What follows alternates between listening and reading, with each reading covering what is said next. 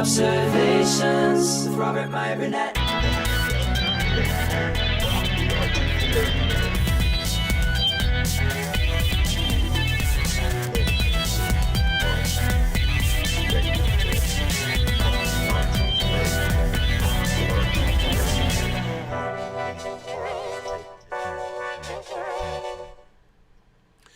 Well, greetings, imagination connoisseurs. Once again, it is I, your Duke of Dope Discourse, your master of fun and wonder, your viceroy of verisimilitude, and your pharaoh of physical media, Robert Meyer Burnett, and this is Fully Articulated, episode number 17. This episode's titled, He Who Dies with the Most Toys Wins. And it wouldn't be a show without my favorite Yorkshireman, Az himself, Mr. Heel versus Babyface.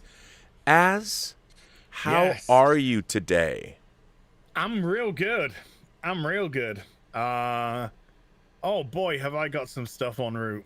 And I got a few things here today as well. Good, because I got nothing to show today. Oh, I got stuff to show. I've been getting camera equipment and lights, but no toys. No toys. Although, guess what I got a shipping notice for? Oh, Millennium Cockpit. No. Oh. Captain America. At last. Captain America. They told me that they were going to be issuing me. They don't charge you for shipping until they ship it, and I'd paid for Captain America. He'd been paid off for since February, 6 months ago. And I'm finally going to get him probably tomorrow. Nice. I also got a shipping notice from my Japanese shopper who's shipping me a box of the Andromeda parts. So that's good. Oh. Can start building that on maybe doing a build video like Now, what is the status of you have a new, your new show? Yeah, it's a week today. That's now cast iron. It's when we jump on to Hot Toys next week, it will be Season 2, Episode 1 of Hot Toys, which will then get transferred over to the Hot Toy channel, which will be open and available. And fingers crossed, if something arrives, which is meant to arrive, that will be the first video up on the channel as well. So a week today, a month behind schedule, but fine. 4th of August. It's all gravy, baby. It is all gravy. Now I'm curious. How's your foot, by the way? It's getting there. Falling apart anyway, in general. Have you built any modu cases? Oh, I've not been able to. No. The foot. I mean, the foot. It's really gammy to go into. Yeah. Because the foot's kind of like really dried out. And so the foot's cracked. Yes. And that is one of the most painful things I've ever experienced in my life when it comes to mobility. When your foot's literally dried up and then the skin literally just starts to crack.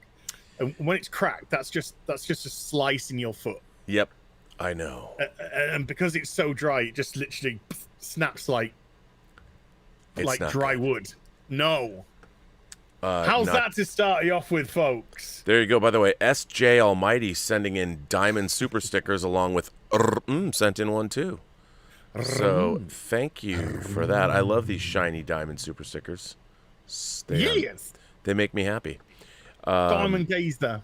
So I got to tell you, or I got to ask you. So I was streaming with Justin, and he was showing off all of these new Transformers figures.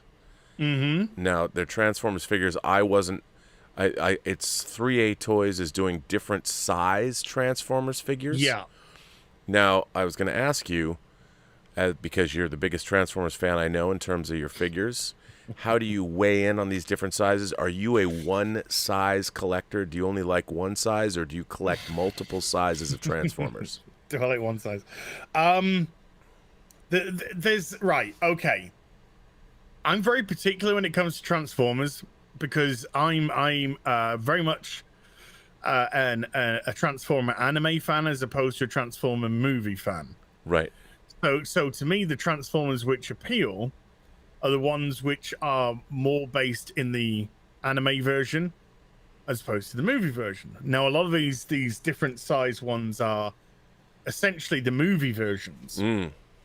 So I actually do have en route, I can say this, I do have en route the Megatron that's going to go together with the Optimus Prime and the Soundwave and the Bumblebee. So that's going to be great. These large ones, not so much for me.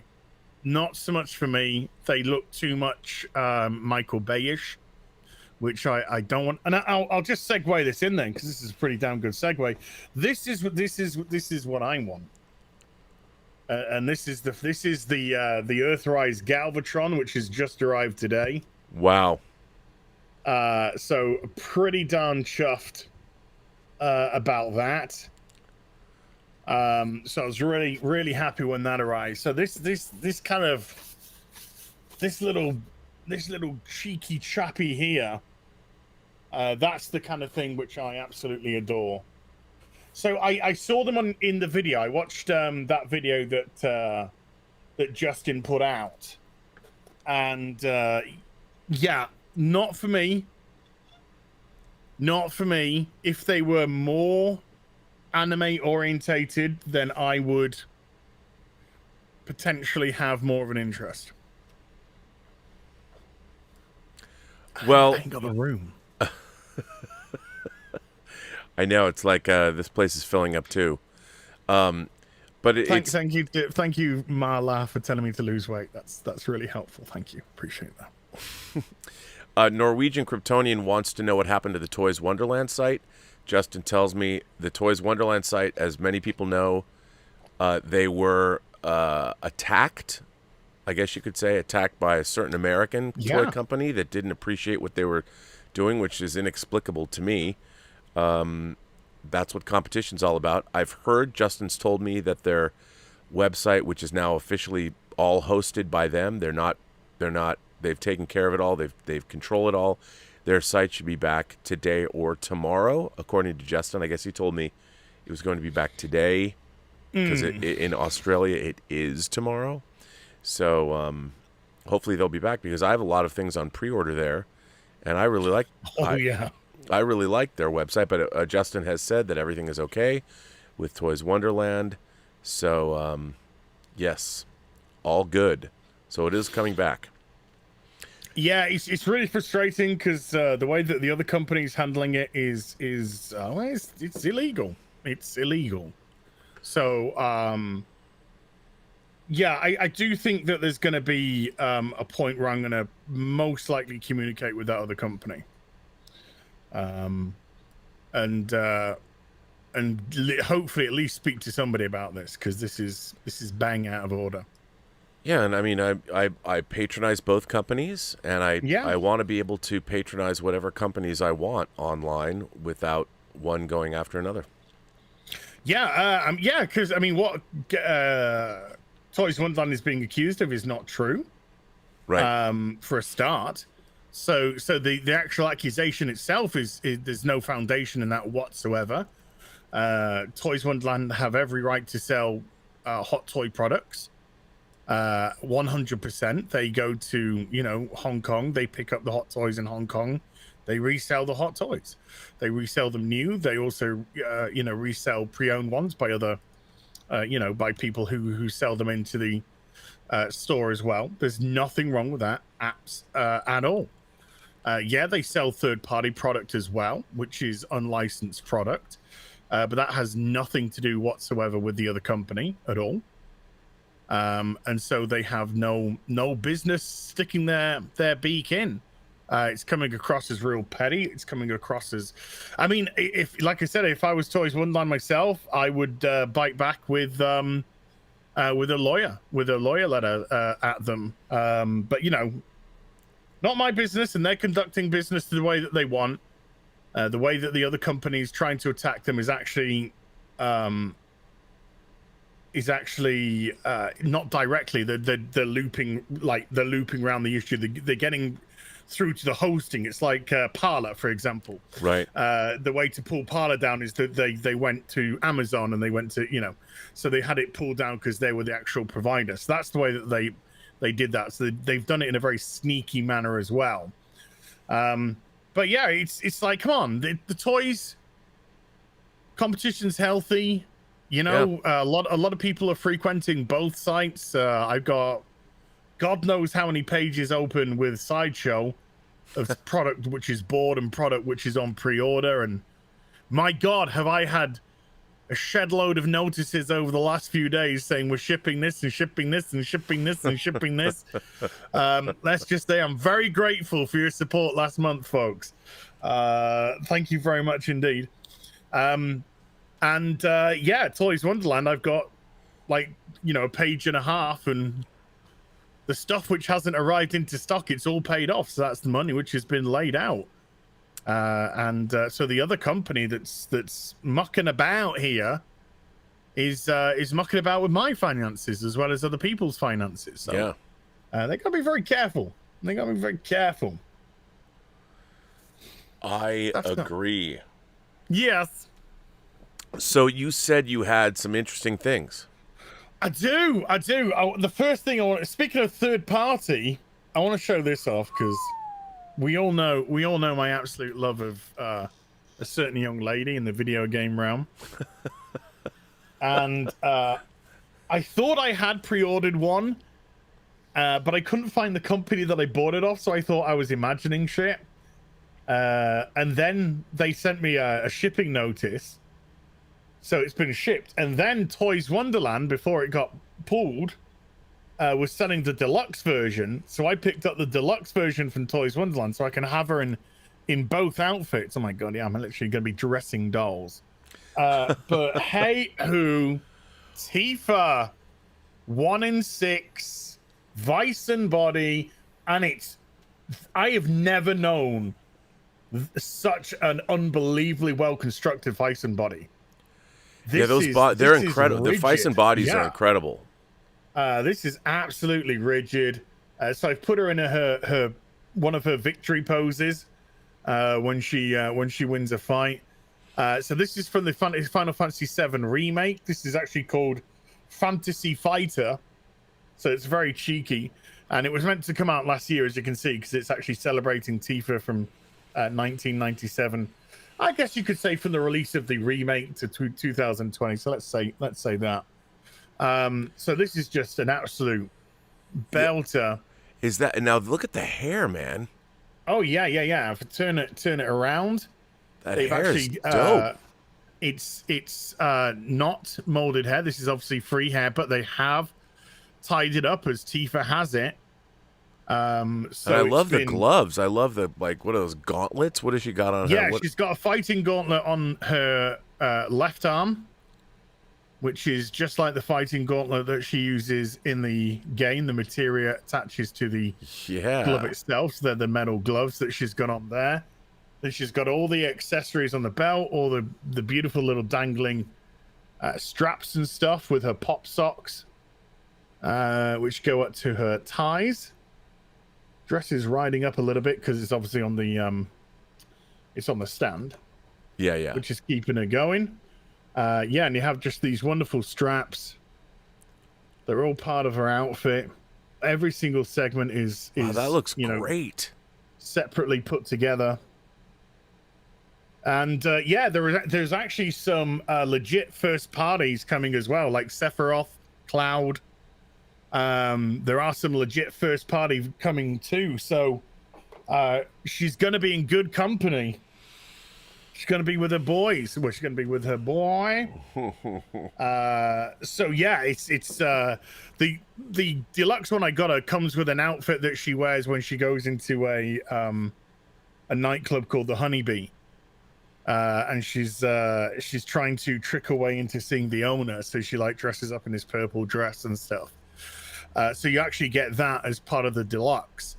So when the second Tifa arrives, which is just going to arrive in that outfit, I'll take that outfit off and I'll put the purple outfit on, and then I'll have my back-to-back Tifas with her two different two different outfits, so I'll be happy with that.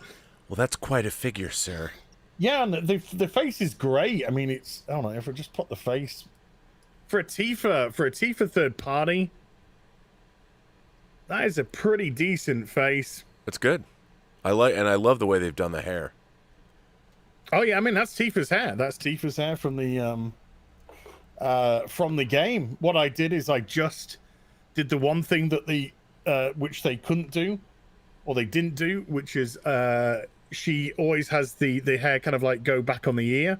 So that's all I did. I just literally pushed the hair behind the ear, and that's the Tifa look. Well, she looks like my Final Fantasy, if you know what I'm saying, dude, ladies. It's my first, second, middle, and Final Fantasy. Yeah, she's a bit chilly. It's a face and body, so she's a wee bit chilly. But you know, but I do have my little aircon on my desk on as well, so can't blame the poor girl. All right.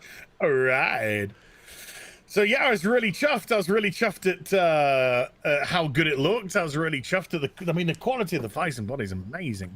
Yeah, they're really good. Well, my Vampirella is those one. Boots are just great. Yeah, those boots are awesome. Absolutely perfect. Now, did those come? Now, is this a combination of the two figures you have here? Have you put together? You said there was the deluxe and the regular. This is just the regular. No, that's all her regular fighting outfit.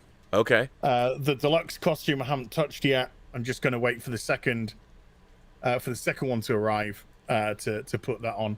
So that's just literally, a dressing, and then it's got removable. The boots come off, and she's got the removable stilettos, purple stilettos, which go with the outfit.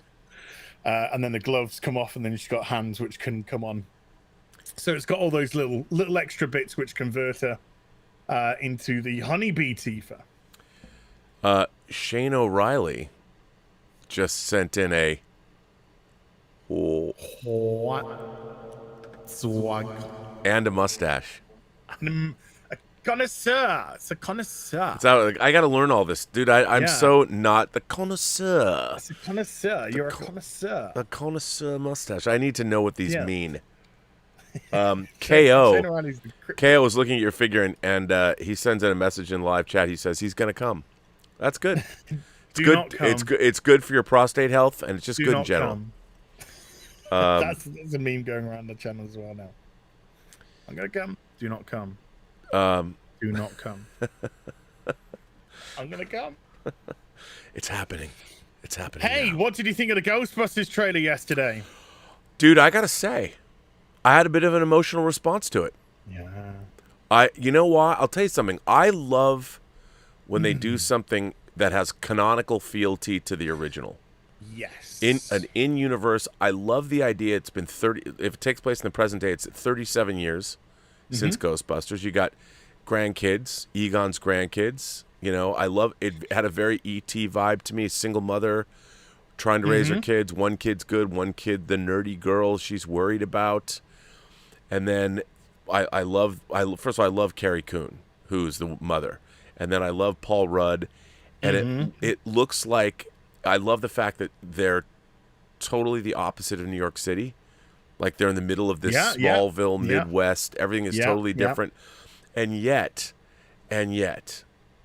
when they pull out, by the way, I'm glad I'm paying off that Ecto one. I bet you are. But I have to say, by the end of the trailer, I thought everything that happened was really cool. And then they had me when you heard Bill Murray's voice. We're closed. And I thought it was Dan Aykroyd. Was it Dan Aykroyd? I thought it was Dan Aykroyd at the end. Maybe it is Dan Aykroyd. That makes sense. Bill Murray, Dan Aykroyd, either way. It was like in it. I know they're both in it. I really liked it because it seemed new and original. I love the fact that Jason Reitman's directing. Ivan Reitman directed the first two. And it just seems like it's not a retread. They're not trying to recreate. It's a new thing, and it looked legit to me. I thought it looked legit. Yeah, I had the same. First try, for such a cynical person as myself, to watch that, and I was just like, oh no, my heart just like, oh please no. It's like this looks really good. I'm really kind of a little bit excited about this. So, well, let me ask you, why? Like I'm always curious because obviously we have all of these old venerable franchises that people bring back, and I'm always railing for the last 12 years. To me, Star Trek has been ruined.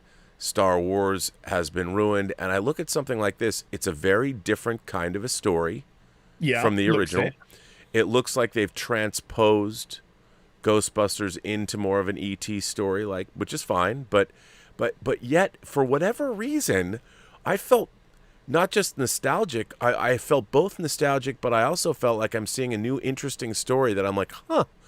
The idea that that Egon built this mansion there because the fault lines, how when Paul Rudd says, how are there earthquakes when there are no fault lines here? Yeah. And it just looked like the story was interesting, totally different, and yet still worked in the universe of Ghostbusters. Why was that? Well, I mean, like the 2016, which I haven't seen, nor do I ever intend to see, just seemed to want to retread the same ground, but gender swap. So you weren't getting anything new there. And you were never gonna write a film as witty, as funny, as cynical as Ghostbusters '84. So they were always fighting a losing battle, and they didn't come from the right place, which made it even worse. This one, I liked the idea of the kids in this small town. I like the idea that, they're coming from basically a broken home. Mm-hmm. The broke, they've got no money. They've probably been forced to leave the big city. They've got this dilapidated house, which has been left to them by Egon. And, both the kids didn't seem obnoxious or arseholey. They just came across as regular kids. So I kind of got that. Yeah, you say E.T. I kind of got an E.T. and a Close Encounters vibe as well. Yes. So I sort of had a bit of a Close Encounters guide. I just liked the fact of Egon's daughter dating, trying to go out there on a date. Yeah. By the looks of it, because it kind of looks like her and Paul Rudd are just on a first date or something. Yep. When they're talking and they're just sort of, going through each other's probably stories of divorce and woe. In their first one, I thought the Little Marshmallows was a nice callback, but at the same time something a little different. And then of course we have the hell dog, the hell right. Yes. Comes smashing out, which kind of makes this thing is Zool down there, is that who's down in the pit? I loved the kids just smiling and laughing as they're driving the Ecto-1 through the field. It kind of felt like a release almost. This is the only one that has an engine in it. I loved it. Yeah, why the station wagon? It's the only one that's got an engine in it. But it just kind of felt cathartic, and just that I just loved the little scene of them going around the small town trying to catch the Slimer. Right. And then of course the trap is now on a remote control, which was just such a cute little, tech thing at the same time. So it just triggered a lot of like just buttons in me. It just hit those spots. It didn't feel cynical. No. And it didn't feel like a cash grab. And it actually felt, because of the canonical connection, it felt like they did actually want to do justice to, Harold Ramis's vision of the series and the originals and from 37 years later, what would we do if we wanted to look at Ghostbusters right now? Let's say Ghostbusters really happened. Let's say that ghost event happened in 1984. How would we do it today? We'd go on the internet. Right. We'd go on YouTube. We'd try, and then people would have posted on YouTube the TV adverts that they'd put up. Right. So it's just like there was, just a kind of a connection there as well that the technology of today was being sort of utilized to marry their technology of the past. Well, I think that's exactly right. And one of the things that I loved about it was you're extrapolating on what I don't like is, like, in the case of, say, Star Trek Picard, to bring it back to Star Trek, nothing that was set up in the Star Trek Picard series felt like it was an extrapolation of the universe that we saw in Next Generation. It completely felt like, did anybody watch TNG? Like, nothing felt of a piece. None of it made any sense at all. Yeah. And so that's what's really off-putting, whereas everything in this Ghostbusters trailer felt like, I'll buy that. You know, it's 37 years later. You've got a daughter and grandkids. That makes perfect sense to me. You know, and Janine the mum. Janine could possibly be the mum, you know. Yep. I mean, so and that was another thing. And seeing her come back, and Annie Potts and all that, it was everything about it it felt right. And you know what's interesting to me? So often when we see these franchise properties, like for instance, go back to Star Wars and you look at Force Awakens, and we've talked about this. If you watch Return of the Jedi and you're a kid who's 7 years old, you're coming to Star Wars for the first time, you get to Jedi, Episode 6, and you watch Force Awakens, you're going to be completely flummoxed. You're going to be like, wait a minute. Why? Wait a minute. We just saw the galaxy. The Emperor's defeated. The Empire would presumably fall apart. And by the time you get to Episode 7, it's like, wait a minute. Like, nothing happened? You're expecting me to believe that 30 years have gone by and the galaxy hasn't changed at all? That means all of my characters, Luke, Leia, Han, they're all douchebags. They allowed the First Order, the Star Killer base being built. It makes no sense at all. This everything was allowed. they did was for nothing, and they never tried anything to stop it. No. Where it could have been much more interesting to have an enemy from within. Exactly. You know, Start from that position, or you would actually see how does like with Ben Solo, if Luke's training him, you see that. You see Ben Solo falling to the dark side and Luke not being able to do anything about it. And at the same time, stuff is occurring after they thought that there was security and all of that. And it was very disappointing. By the way, sends in a diamond and hot dog sticker. What dog? And what does a clapboard mean? Does it, I mean, not Take Two? I don't know. Who's that is from? it Take Two? That's from SJ Almighty. Behind the scenes, maybe it's because we're doing some movie talk. Oh, that I could don't know. be. That's a new one. But it's also We'll a rainbow behind the scenes. It's a rainbow behind the scenes. Yeah. Maybe they know something about us that we don't want them to know. That we haven't gone public. Yeah, we're not out there yet. Yeah, we're still deciding. I do find that was pretty interesting because it was such a different feel. But it felt like right, and I thought that was pretty. So come here. I thought it was pretty interesting. I really enjoyed that. So yes, yes indeed. For the first time in a long time, I'm actually excited to see a film at the cinema. No, it looks really good. I mean, there's a couple of things coming out, like Top Gun Maverick. I'm down with that. I want to see where that's going to go. I know a lot of people are like, what? It's a little old. But hey. Yeah, I love Top Gun, but I'm just sort of like, I don't get it. I don't get this at all. It's newer than Ghostbusters. Yes. By 1 year, is it? 1 year? Was it 85 Top Gun? Or 86 Top Gun? Yeah, because Berlin, Take My Breath Away, 86. Yeah.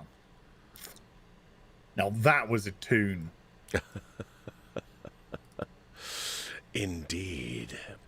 But yeah. So what else you got? Anything else? Got anything good? Yeah, I got a couple of this is a whole kind of like a video game. Well, apart from the Transformers, I guess. Sort of show off today. I saw these on the Square Enix store. They're actually on slight reduction, which is great because I can't believe that they haven't sold, or that they're not selling as quickly as they want them to. And B, this is a great franchise. This is from the Xenogears franchise, and this is Ellie Van Houten. That looks nice. Yeah, these are great little. This is the Bring Art stuff. So this is their essentially Square Enix's rival to the Figma stuff. In essence, and this stuff is just great. Interchangeable head, ton of interchangeable what are all those accessories? Are those guns and knives and stuff? They're hands. They're all hands at the top. All of those are hands, interchangeable hands. Wow. Then she's got her gunsy poozies there. She's got a baton there.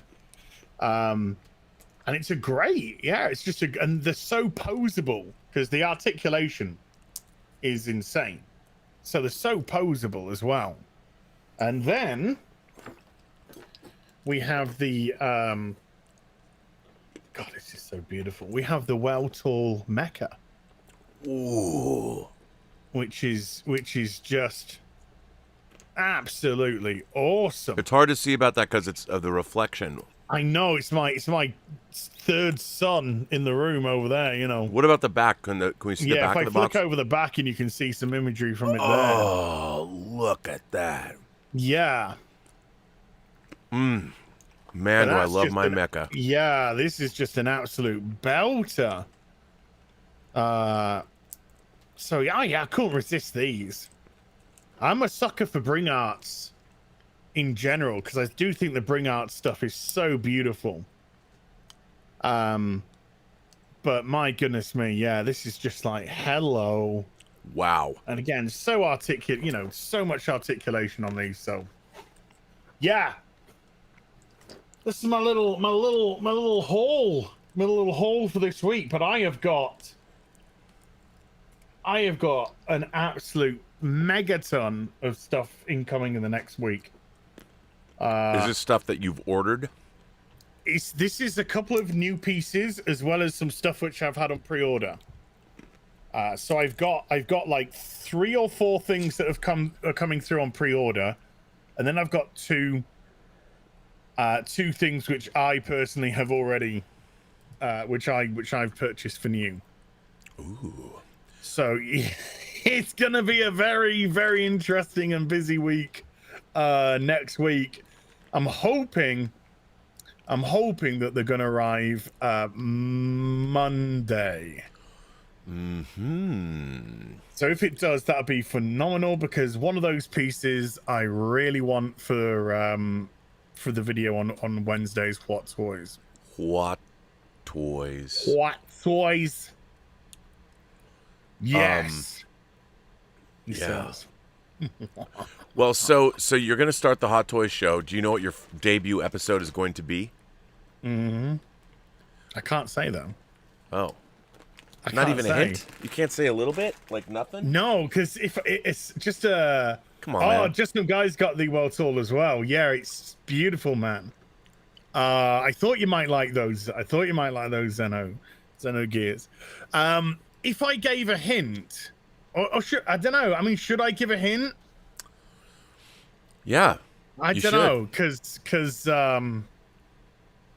well, let's just say I'm gonna be I don't know, how can I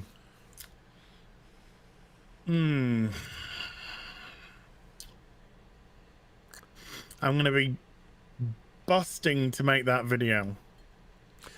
Is that the hint? That's the hint. That's the hint, okay. Busting to make that video. That's the hint. Is that gonna be busting in 12th scale or 6th scale?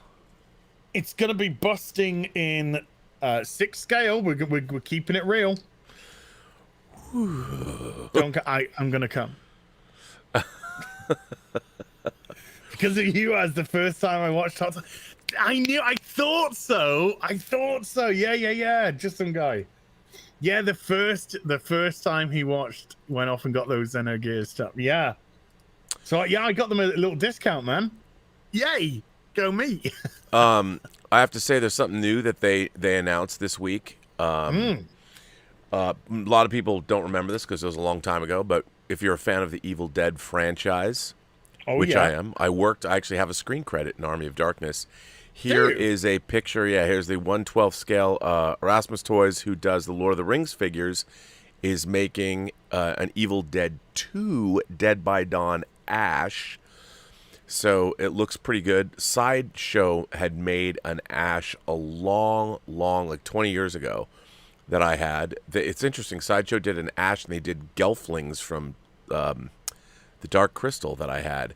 But there's their Ash, and I definitely would pick it up. I think 6-scale horror figures, yeah, why not?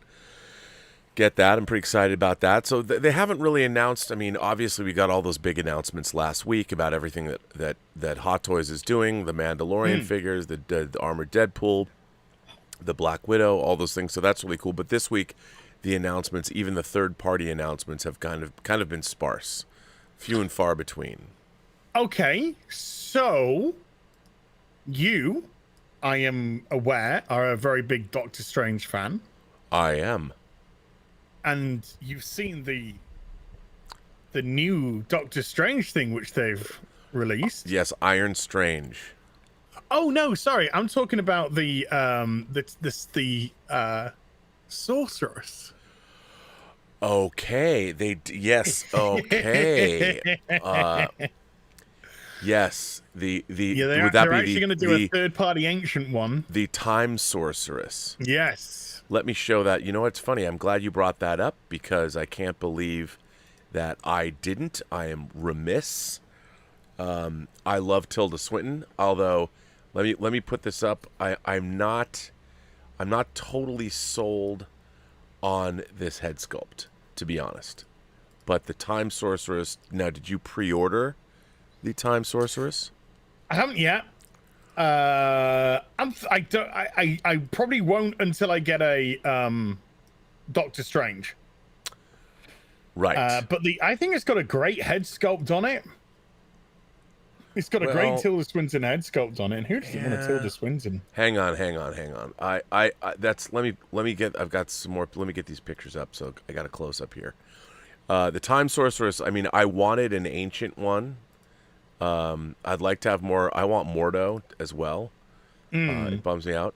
So for those of you, first of all, this is the Thyme Sorceress. The costume, the outfit looks terrific, holding up mystical energy. And then here is a close-up shot of the Thyme Sorceress. And I think the head sculpt, maybe it's, maybe it depends. I guess it depends what I do. I mean, I love this costume. This costume looks really, really good, and I think that it's definitely something I would check out. I do want this. I now that I look at this, I mean, I do want it. I just wish the head sculpt was a little better. Here's another angle on it, so you can see that angle, and there she is. But yeah, I mean, obviously, the ancient one appeared in End Game, and I'm a fan. You can never go wrong with Tilda Swinton, but I don't know. I forgot to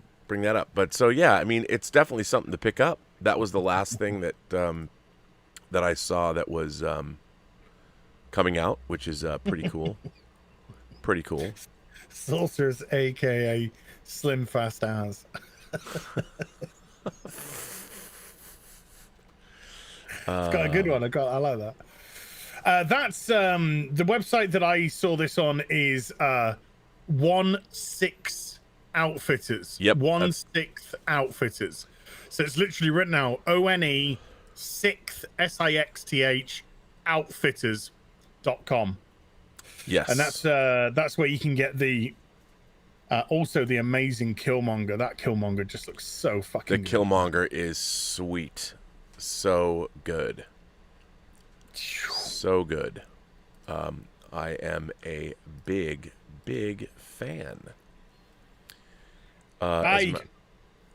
Yeah. All good. Yeah, so there's that. There's in the sixth market. I mean, there has been a lot announced, obviously, over the course of the last couple of weeks. But I am so disappointed at no Cyborg. I would have thought. Did you see the Baron Zemo from that they had? They kind of had tucked away. It was a Hot Toys Baron Zemo in one of the reveals, and they didn't really point to it or say anything. They had it. And I was like, and it's cool because he's got the the purple mask. Yeah. And I'm just a fan. I've always been a fan of that character. I like the character, and like, how do they not focus on that? It's kind of weird. Well, I mean, if you look at something like Google Trends, for example, Falcon and Winter Soldier did no business. Yeah. In terms of people like WandaVision, that was high up there. Loki, that was high up there. But Falcon and Winter Soldier, that was like no one gave a shit about that, which is a shame because I would have loved a John Walker Cap and a US agent. So yeah, I think they might. I mean, I hope they do those because I love the Winter Soldier figure they've done with that, and I'm gonna be curious to see how like they do I'm getting the Golden Armor Wonder Woman because she's the Kingdom Come. Same Wonder Woman, and even though I didn't like the film, No, I hated Wonder Woman 84, but I love that figure, and I'm going to be really curious to see how the wings work. Yeah, maybe they work similar to the way that the Ox arms work on the Ox. So they kind of got that breakdown, so you can sort of unless it's just move. Interchangeable wings in the box, just take those wings out and put those wings on, sort of business. Yeah, I'll be curious to see how that all works. It'd be great if somebody released like a lower half so you could really sort of make it properly Kingdom Come Wonder Woman. Yeah, I mean, I would love that, or maybe a third party, somebody will do a modification kit or something. Yeah, just something that Mark Waid doesn't get any money from would be great.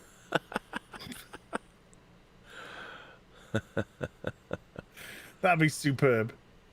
I'd be happy with that. But yeah, I mean, there wasn't a whole lot of activity this week, and I'm kind of between. I mean, look, for me, it was a big victory to know that my Captain America is coming. Yeah, God, you got to be at last. Considering I've only had mine been for 2 6 months. Months. Yeah. Yeah, that's. Did you get any explanation from Sideshow? No, but you know what Justin was saying? I don't know if did he say it on this show that when you buy things over time at Sideshow, you put it to the back of the queue. And what happened was that's what I did. Like at one point I had the order and then I canceled it and reordered it because I bundled it with something else. So I had it on pre-order for like a year and a half, and then I canceled that order and then reordered it immediately. But still, I'm like, okay. But people have been getting it for 6 months. I mean, I'm happy to get it. I think they're going to ship it tomorrow. I'm very excited about that. Please, I want that. Now, let me ask you this. It did come out, which everyone's been reviewing, is the End Game Thor. Yeah. And the Mysterio dropped. So people... Oh, yeah. And I didn't order that Mysterio figure. Now it's a must-buy. Oh, I did. I can't wait to get that figure. I love the look of the Mysterio from the start. I'm not a huge Far From Home fan at all. I find it a very messy film, I agree. Indeed. But I did love the outfit of Mysterio, and I did love the way that they did Mysterio. And I watched Justin's video on it because I was always happy with my purchase, always happy. But when I saw that video, when I saw the level of detail, like on the cloak, particularly, and the way that if you use a UV lamp, the runes will shine, and also parts of the armor. But just the level of detail on that, oh man, and the way the dome lights up. And I love. And I didn't even know we were gonna get a Jake head. I didn't even know we were gonna get a Jake head. No, that and so figure. that was an absolute treat to see you get a Jake Gyllenhaal, secondary head sculpt. But it's funny because Justin said, "Oh, this head sculpt's so good," and it did look so good. He said, "I think I'm gonna have to pose my Mysterio as Jake Gyllenhaal," and I'm just exactly the opposite. I'm like, "Oh, it's so good to have this head sculpt." However, that dome is so cool. I'm having it as a Mysterio. Oh, it's me too. I think that dome is so cool. It's a beautiful figure. I mean, I was blown away by just how good that figure is. I mean, we know I've got mine from Sideshow, which we know ships much later. But I'm just hoping, come on, let's get this one going, yeah? Come on. Yeah, I mean it's beautiful and the way. But now, what do you think about the End Game Thor? Fat Thor. I have the Infinity War Thor. Me too. So the costume wise, yeah, it's beautiful, absolutely beautiful. Costume wise, very similar. Obviously, it's padded out because he's stuck the weight on. With the End Game, the head sculpt looked phenomenal. With the longer hair and the beard, etc. And they do, in the movie, it became way too much an extended joke until they didn't want it to be a joke, which was right at the end when he, just calls down the lightning and changes into Thor properly. And the way that the Hot Toys have positioned it isn't as a joke. They sort of positioned it as a, Thor's kind of fallen apart since his failure in Infinity War. So they projected it in a different direction, which I kind of appreciate. But I've got one on order. And I love that head sculpt. I mean, you could even take that head sculpt off and replace it with the one from Infinity War, and then you'd had an absolute boss Thor, wouldn't you? Yeah, and for those of you like here's the Jake Gyllenhaal head sculpt for Mysterio, which we didn't know we were getting, and I really think that this Jake Gyllenhaal head sculpt is great. A lot of people at first, like Justin pointed out, people were complaining about it. I'm like, what the hell? I know. I'm like, this head sculpt looks great. I mean, it's look at the eyes and everything. I mean, I think it's really terrific. But like you were saying, I wanted to, I mean, come on, what's not to love? Now, this Mysterio figure, the costume. I mean, it doesn't until you watch Justin's video. Here's the costume with the Mysterio head, and my God, does this look cool? This costume is, I think it's unbelievable. I love this costume and the cape and everything. It's so nice. Yeah, I mean, I love it. I can't wait to get it. So definitely, these Hot Toys figures, they're just crushing it. Oh yeah, I know it's so annoying that you have the seam, but that's how circles are made. Every circle when it comes to molding. Right. So to get a seamless dome ain't gonna happen because they make two parts and they bring them together. That's how domes are done, I'm afraid. But yeah, it looks absolutely spot on. It really does. It's crazy. I've got all these heroes, and now I'm trying to build up some villains. So I'm gonna have that awesome Killmonger. Then I'm gonna have the Orc, then I'm gonna have my Mysterio, then I'm gonna have that amazing Green Goblin, Kingpin, so I'm building up a nice army of villains to fight my boys. And I pulled the trigger on the Galactus. You did? Yeah. And as soon as I showed Gary, he immediately bought it. Of course he did. As well. How can you not? So I feel dirty, but at the same time, I'm kind of like, I need that Galactus in my life. I have to have that Galactus in my life. Oh. I can't miss out like I did with the Sentinel because I'm absolutely kicking myself for that Sentinel. Yeah, but you'll be able to get it. Goddamn. You'll be able to get it from a It's third like a party. grand though, man. Oh, yeah, yeah. But at least that's what they're selling at the moment. I mean, when they start shipping, when that Sentinel starts shipping, fingers crossed, might go down a bit if people try and flood eBay with a few. But yeah, it's just like, God, you idiot! Why didn't you just do it? Yeah, I know. Mojo 217Z78 says he got the Heavy Mando off the wait list on Sunday. Oh, That's well, I tell you what, he's double lucky, right? He's double lucky because number one, that wait list has been full for a while now. Yep. Okay, so you can't even wait list for that no more. And number two, your wait list came in, which is another potential rarity. Having said that, I got my Remnant Stormtrooper from the wait list. No. Recently? Yeah. No, the one that I have. One that I have. I only got that through the wait list. So I had missed out and just queued up. So I was really fortunate to do that. But dude, you've just essentially doubled your money with one purchase there. Yep. Mm-hmm. Because that Heavy Mando is just gonna go up in price. Totally go up in price. Yeah, there's not a lot made, not a lot of them made, and they were all sold out almost immediately. So to get it on a wait list is crazy. Yeah, you've doubled your money right there, mate. SJ Almighty asks if either of us have ordered the 6-scale figures of Vincent or Jules from Pulp Fiction. Ha! I have not, but I have you. No, I haven't. But there have been other Jules and Vincent figures over the years. Yes. But I haven't ordered them. I didn't get the new ones, although they're pretty cool. I mean, there's a couple of them that are really good.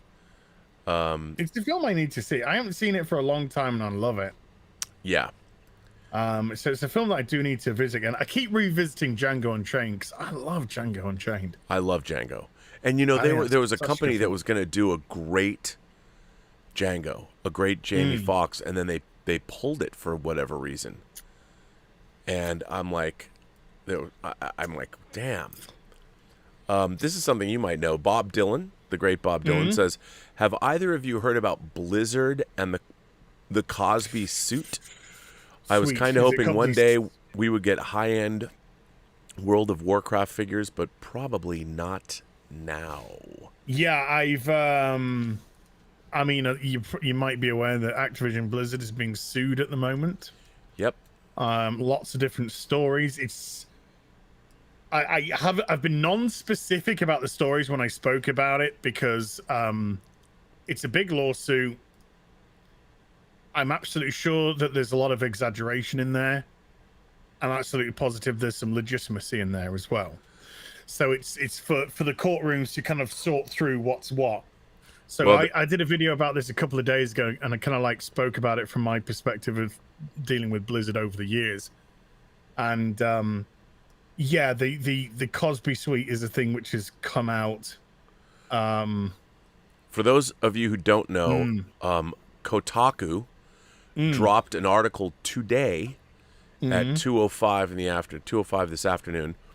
So I'll just go quickly through this here. Inside Blizzard developers' infamous Bill Cosby suite. Booze, sexual remarks, and a giant portrait of Cosby all at the center of the Activision lawsuit, and there is a picture of all of them posing with this at BlizzardCon in 2013. And look who's right dead center. Alex Afisabi. Yeah. He's one of the main accused, shall we say, in the lawsuit. So this is not so good, is it really? No. And look who's behind him. Oh, and look who's to the left. Oh my goodness me. So here I'm gonna throw this up so people know what we're talking about. Oh, this is not good. Yeah, so here's the picture. Here's the picture that they're talking about. Now let me just read about Kotaku. Since news broke last week of widespread allegations of sexual harassment and discrimination at Activision Blizzard via a legal complaint from the state of California, many top male developers there, both current and former, have responded with shock and dismay. But while many claim they weren't aware of the problematic frat boy culture leading to accusations of sexual harassment and assault at the hands of male Blizzard employees, comments and images shared on social media paint a different picture. Based on photographs and screenshots of Facebook posts obtained by Kotaku, it's clear that people beyond Alex Afrasiabi, the man named in the lawsuit, and the longtime World of Warcraft developer were aware of the Cosby Suite mentioned in the lawsuit. That was apparently a nickname for Afrasiabi's BlizzardCon 2013 hotel room, a seeming reference to the name of previously convicted rapist Bill Cosby. Afrasiabi worked on World of Warcraft beginning in 2004, designed some of its biggest quests, and eventually became a creative director on the 2016 Legion and 2018 Battle for Azeroth expansions. He's also the only person outside of Blizzard President J. Allen Brack outright named in the lawsuit, a fact that's made it easy for many to try and distance themselves from Afrasiabi's actions. During a company event, an annual convention called BlizzCon, Afrasiabi would hit on female employees, telling them that he wanted to marry them, attempting to kiss them, and putting his arms around them.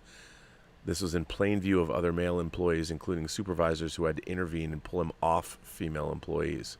He was so known to engage in harassment of females that his suite was nicknamed the Cosby Suite, after alleged rapist Bill Cosby.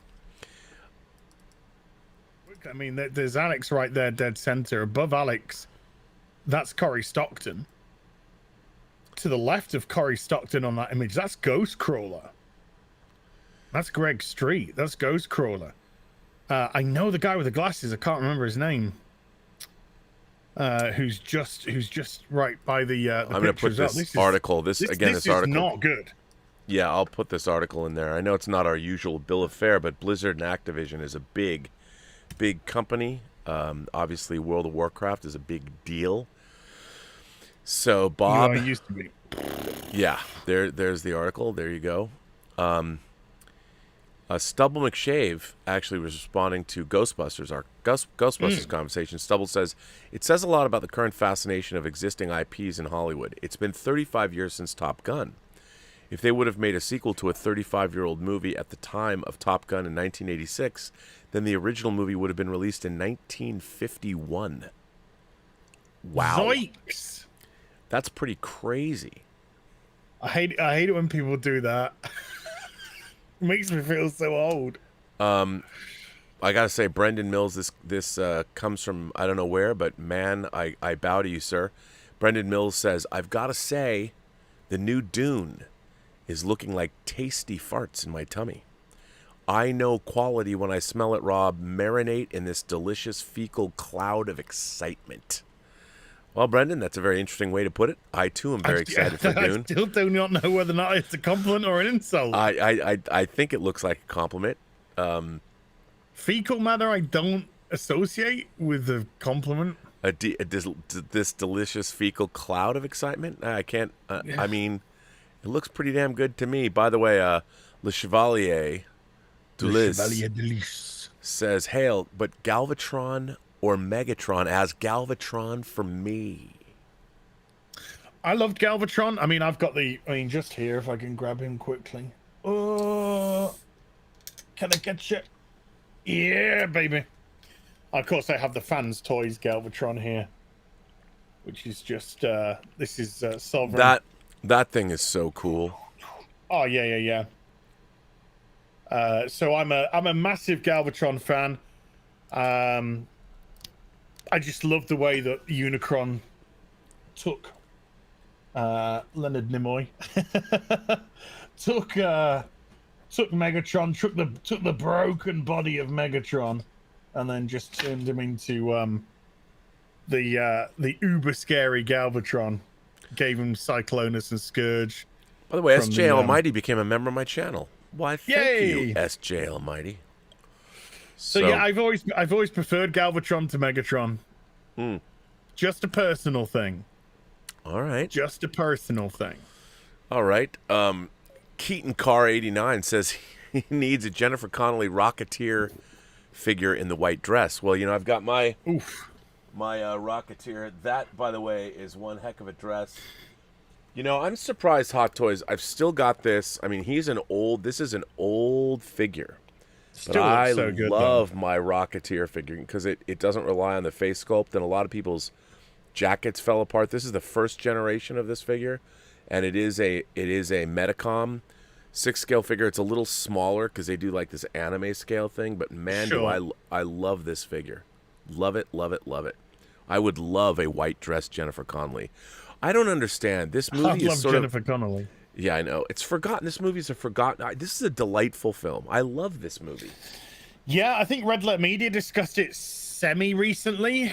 Well, I say semi-recently, probably within the last couple of years or so. I know Mike Stacklosser I think it's one of his favorite, if not his favorite superhero movie. So good. And boy, I'd love Hot Toys to do a version of it.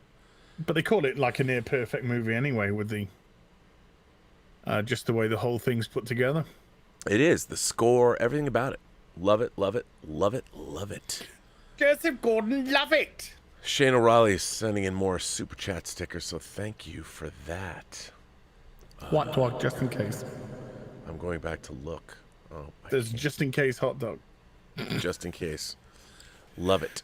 A just in case hot dog right there. Yeah, but so what else? Like, is there anything else that we haven't talked about in terms of, like, have you seen everything?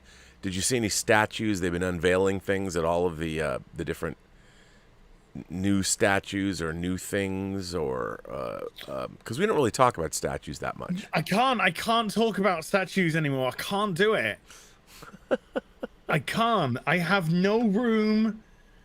I have 2 boxes in my kitchen. One of them's Siri. One of them's Mark from Yeah, dude, you've been talking about Mark for weeks, for months. I know.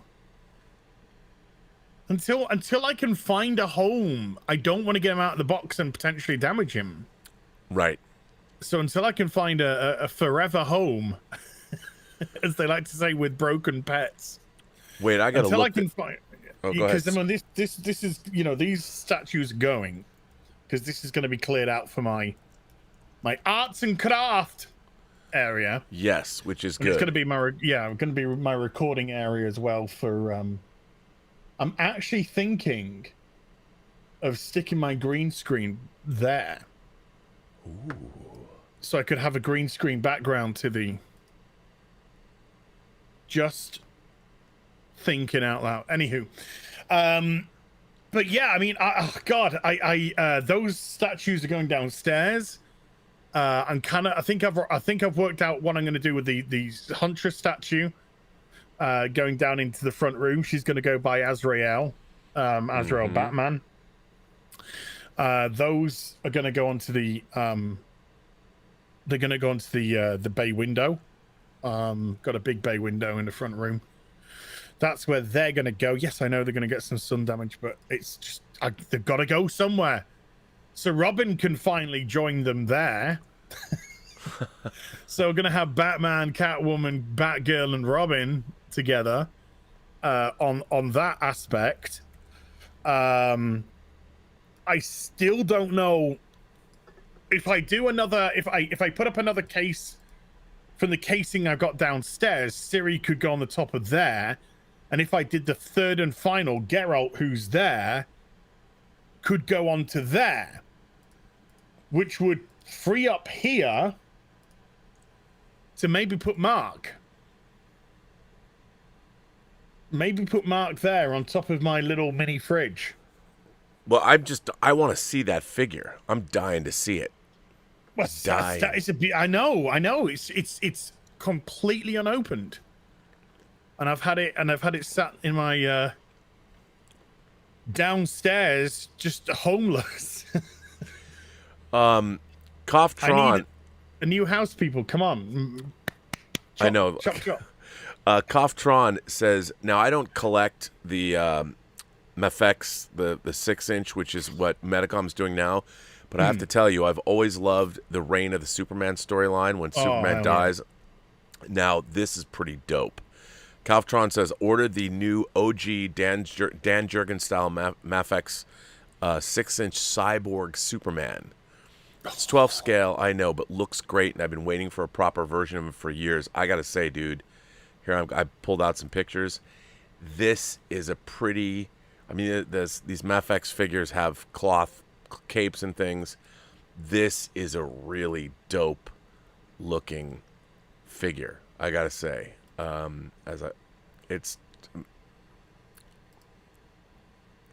This is so cool.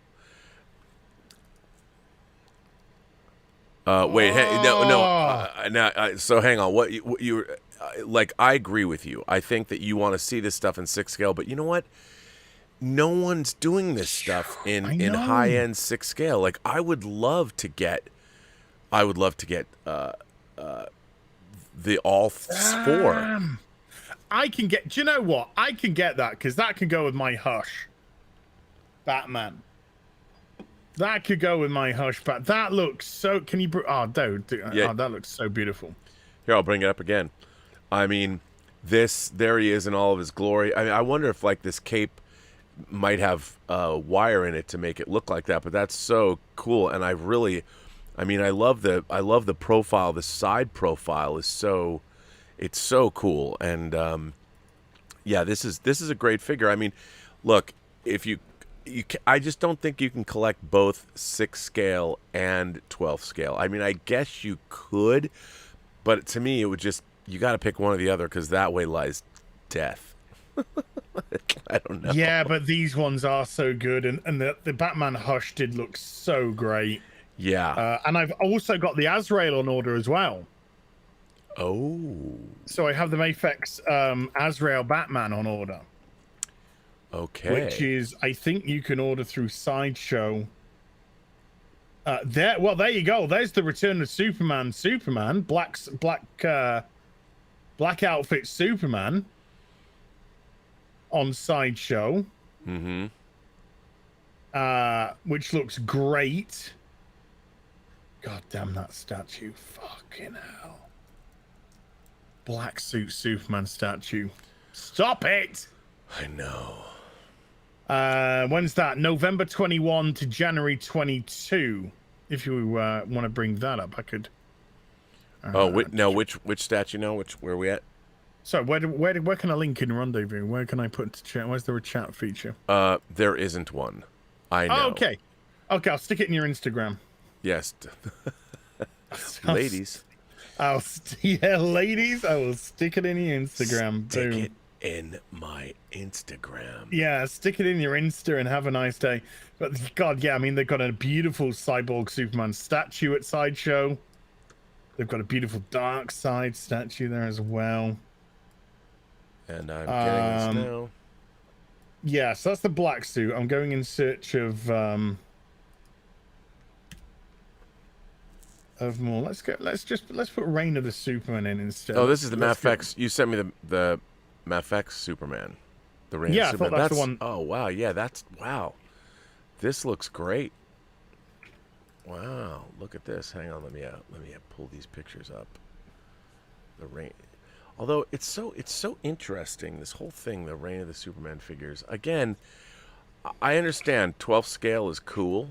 I can't get into it. I can't get into the 12th. Maybe it's because when I was a kid, 12th scale is not, even Mego figures that I collected were bigger than 12th scale. Yeah. Like, to me, it just seems like 12th scale is not, it's not exactly the figure. But here it is. This is the Reign of the Superman that would go with the Cyborg Superman. So this is when Superman, of course, returns in the Reign of the Superman storyline, because that's what the 12th scale figures are doing, are embracing the comic book origins of these characters. And well, I got to tell you, this were you talking about the Prime 1 studio of the black suit Superman? This is one cool figure. So I'm gonna hang on.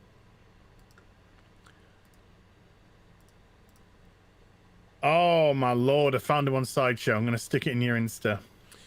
I'm gonna. Yeah, this is. I'm going to. I just found this Prime One statue. You know, it's funny. I can't go down the statue route. If I go down the statue route, it's. I'm gonna. But I look at statues like this. Here's the Prime One. Black version of Superman returning. I mean, look. I mean this, and you know this thing is huge. So this is the Prime One black version. I mean, this thing is so awesome. I look at this and I'm like, how Elizabeth does not like statues. They're like, why do you want these statues? Because when you look at this, it's like having artwork. It's you can have an emotional response to something like this. Look at how cool that is. Come on, man. Come on, man. Come on. How cool is that? Come on, man. I know, it's so good. So good. That's what I still want to get that. Was his beard. I want to drop the $5,000 and get the Prime One Godzilla versus King Kong statue, but Elizabeth would never talk to me again. It wouldn't be good. Elizabeth. There is forgiveness in your heart, I can tell. She wouldn't. It wouldn't be good. But can I just ask a question? No. Would you have somewhere to put it though? No, I'm running out of places to put it. I mean, in here it's getting a little crowded in here. But I'm doing like you. I'm getting ready to finalize these renovations in here. Finalize and I'm moving stuff around. I'm changing my this. I like this corner that I'm in, but I'm going to square it off now. I've got more. I got these new webcams coming. I got more lights. I just need more room in here, so I can do more different things. By the way, Doc Savage became a member. Thank you, Doc Savage. And Brian Hepburn, our own Brian Hepburn, says, I don't collect statues. I can't believe I forgot to mention this. Brian Hepburn says, I don't collect statues, but that Prince on the motorcycle from Purple Rain that Sideshow previewed is pretty awesome. Now, I am a fanatical Prince fan. You know I have my 6 scale band members.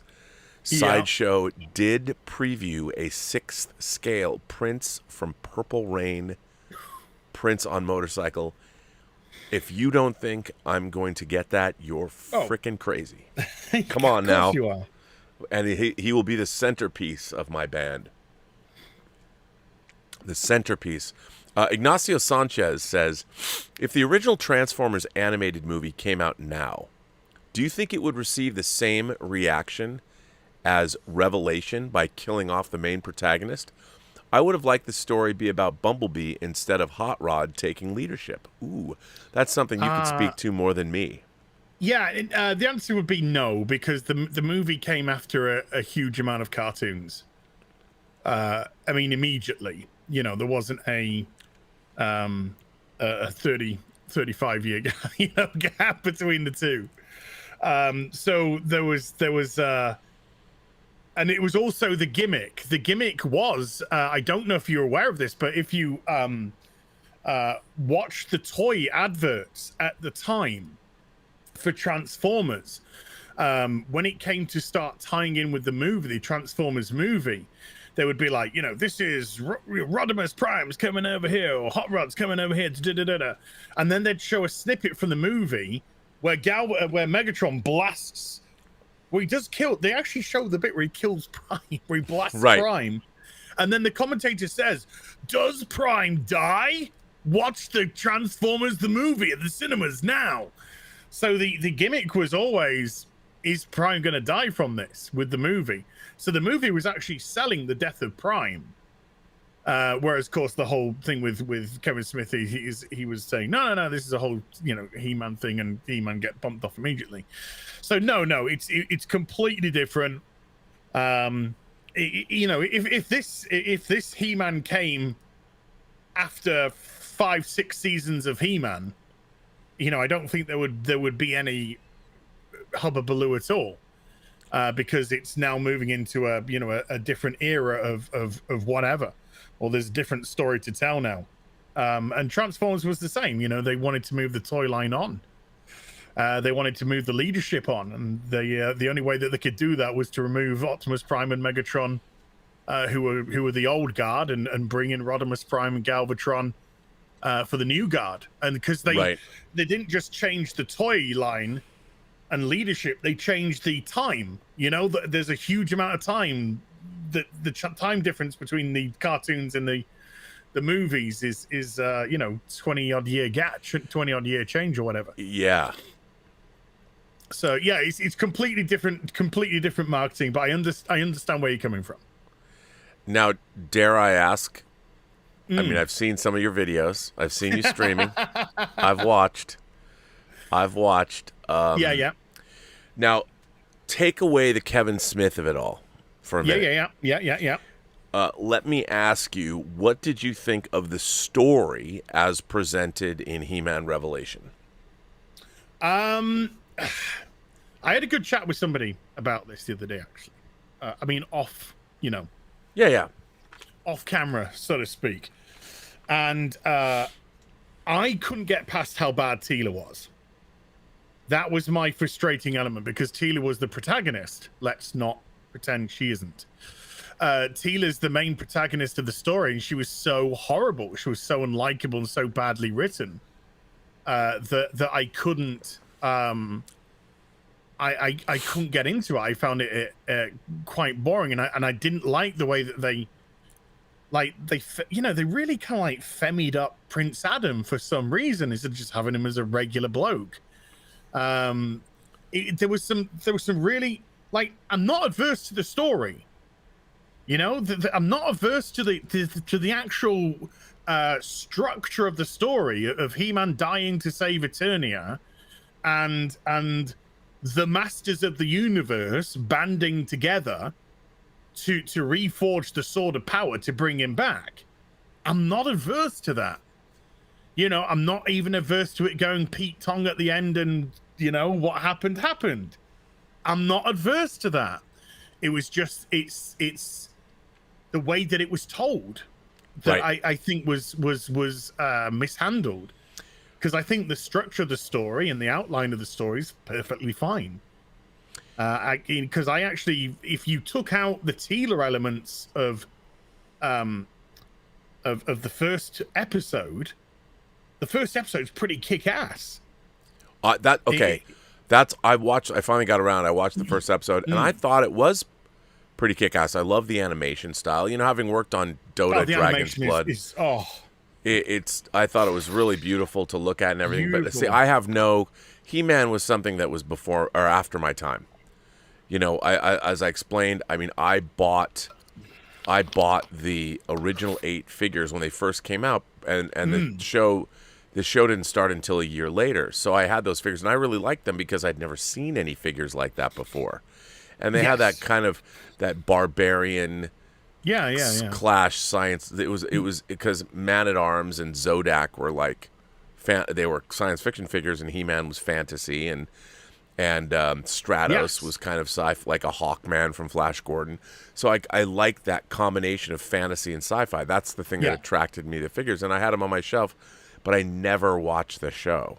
And it wasn't until I delved into it in this documentary I was working on back in 2012, and it just wasn't for me, So I don't have any particular affinity for He-Man other than those original figures. I liked it, but it's been very interesting to watch. I'll tell you something. This is the most, other than certain things like, I guess, Avengers, the 2 videos I've done on this have been huge videos from my channel. And a lot of acrimony, a lot of angry people. And it's been interesting to see that happen.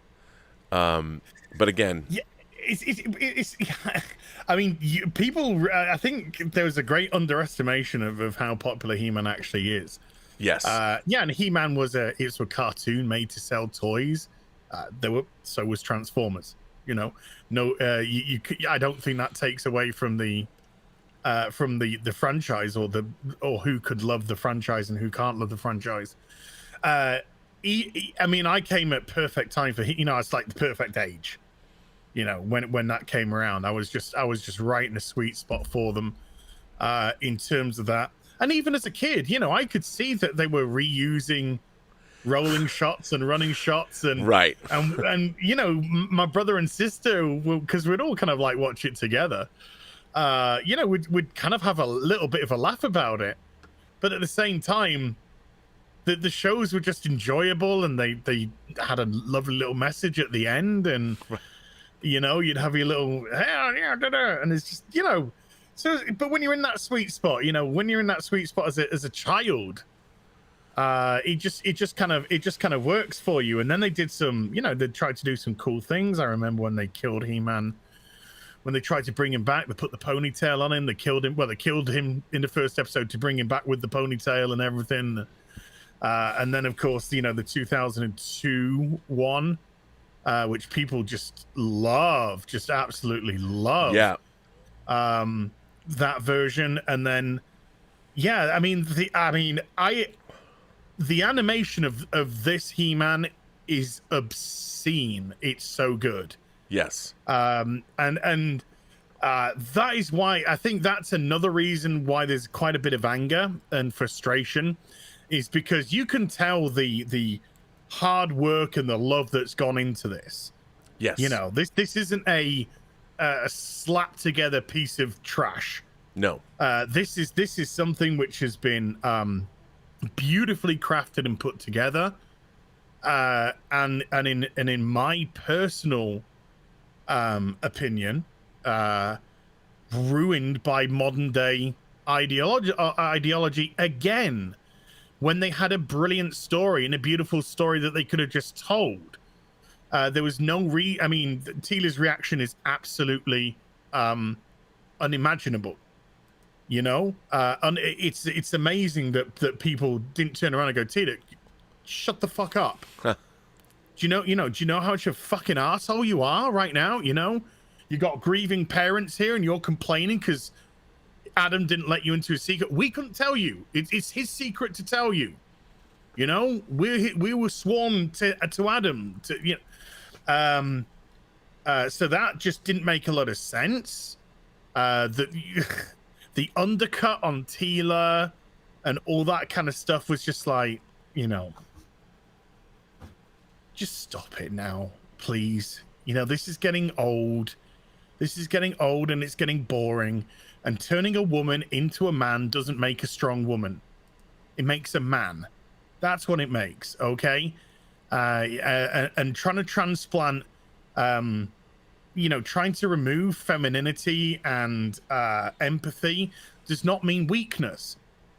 Those aren't weak traits. Look at how you know, look at how strong Wonder Woman can be and yet feminine at the same time. Look how strong Teela was in the original. I mean, you might not know, but Teela in the original cartoon, she was strong in as much as she didn't take any nonsense, but she was still feminine and she was still a woman, but she could fight. And now we have this really weird, almost hypocritical notion that we want strong women, but the only way that we can make strong women is to make them men. But men are toxic masculinity. But you're just transposing that toxic masculinity in your eyes. I don't think it's toxic at all. I just think it's masculinity. But you're now transposing that onto the female. So you've done nothing but just turn the gender of what you hate. But now you're saying it's absolutely fine. So so it's kind of hypocritical. So yeah, the story was fine. And it could have worked. It could have worked if A, Kevin Smith just didn't lie about it. B, if they just phrased it differently. All you had to do and I don't think fans would have been averse to it, is saying He-Man has fallen. And it's now up to the masters of the universe to find a way to bring back Eternia's greatest hero. Yeah. Or champion. That's all you had to really do as a sort of hook. And then you could say, heroes and villains, heroes and villains find themselves uniting together to not just save Eternia, but to save their loved one, whatever, you know. And then you could have had multiple different Masters of the Universe, a nice eclectic mix of men and women. But they made a very purposeful decision once Adam was killed, once He-Man was killed in the first episode, to just remove men. Just remove men from the equation. We had a robot. We had a beast. But we didn't have a man.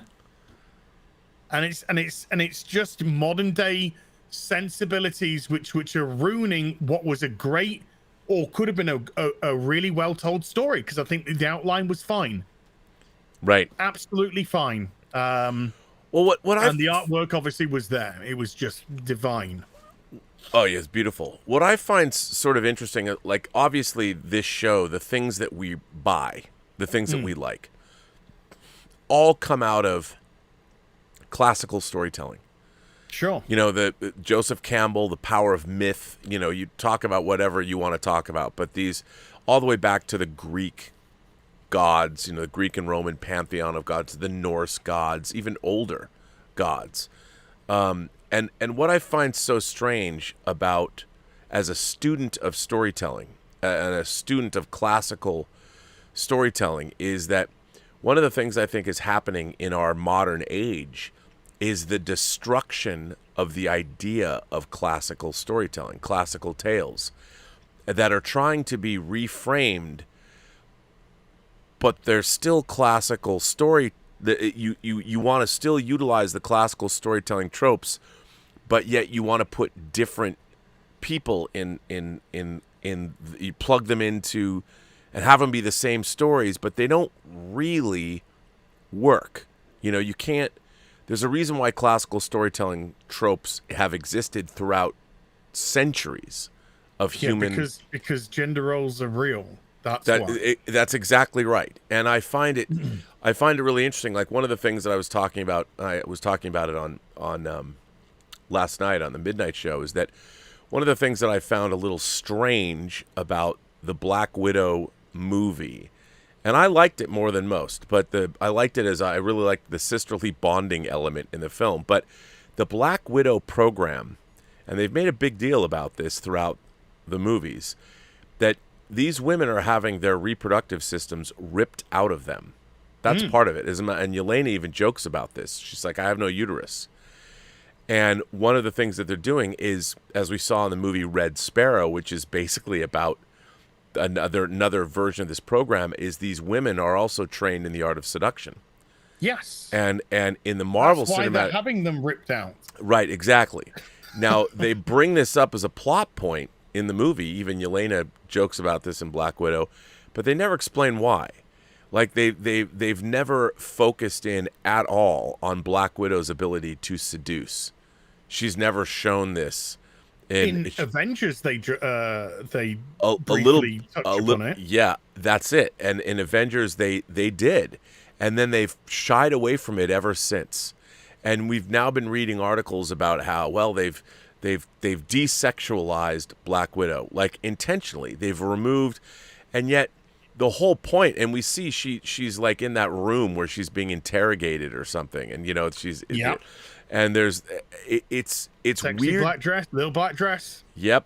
And it's weird to me that they're taking these. I mean, Natasha Romanoff in the comics was a very sexy lady. You know, she was. Yeah, but because they're looking at it with their ideology, they're not looking at it through logic. Right, but that's why they're diverging, and that's why they're making it bad. Black Widow, to me, should have been such a fun film.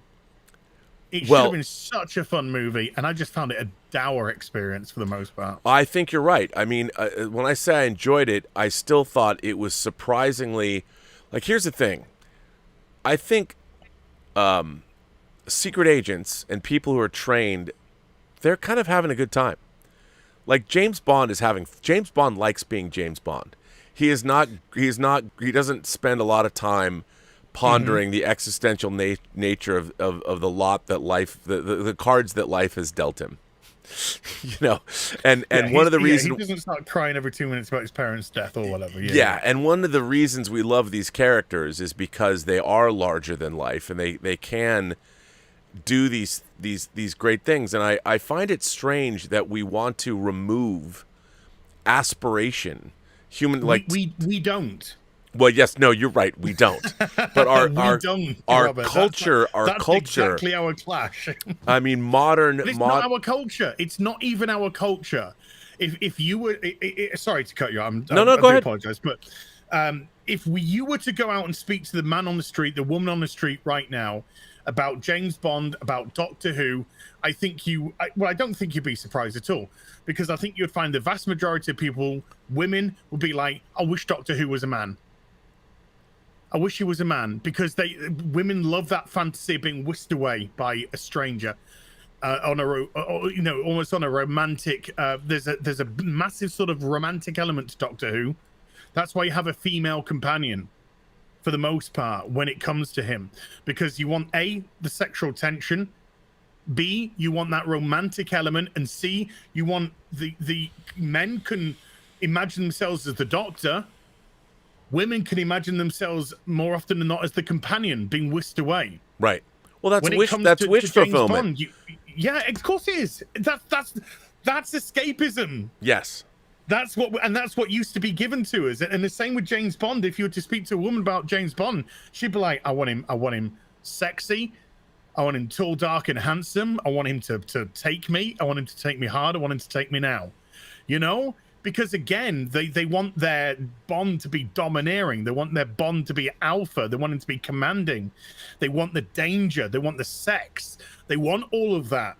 And that's just the women element. This, and I'm not just speaking bullshit. I'm speaking about the women that I speak to about these franchises. Oh, yeah, of course.